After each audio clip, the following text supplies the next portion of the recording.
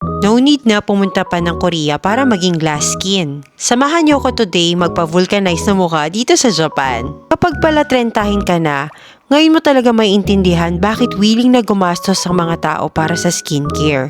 Kasi bigla na lang may sumusulpot na sumpa sa mukha.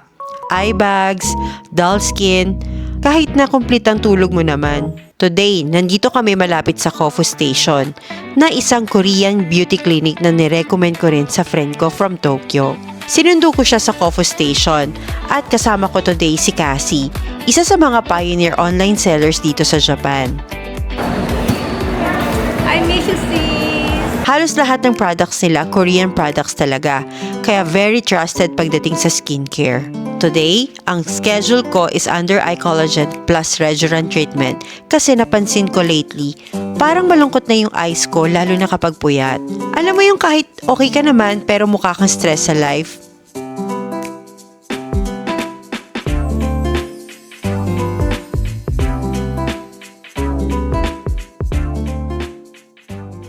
Ang gusto ko talaga sa clinic na to, sobrang hands-on ng staff. Ang babait nila, very accommodating, at si Doc super ma-explain. Lahat ng questions ko before the procedure, ine-explain talaga ng maayos. Kaya kampante ako. Marami na rin kaming napuntahang clinics before, pero iba talaga yung vibes dito. Hindi crowded, tahimik, relaxing, at very professional yung atmosphere. Sinabay ko na rin magpa-drift para maalis yung pagod ko at para extra fresh.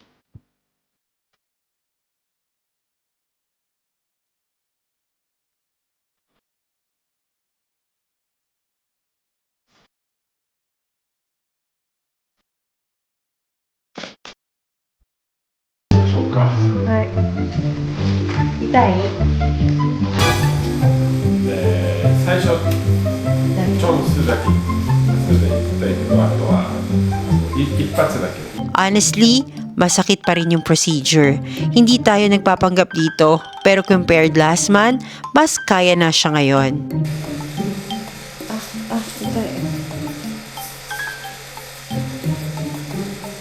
At ang pinakagusto ko, walang downtime.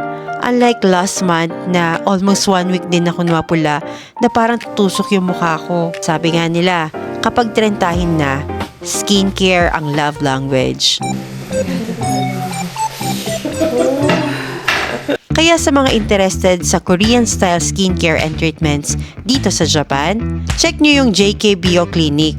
Mas okay pa rin talaga kapag doktor ang gumagawa, lalo na kapag injections na ang pinag-usapan. I-check nyo na lang yung website nila, ilalagay ko yung link below. This is Ayumi J, sharing insights and stories.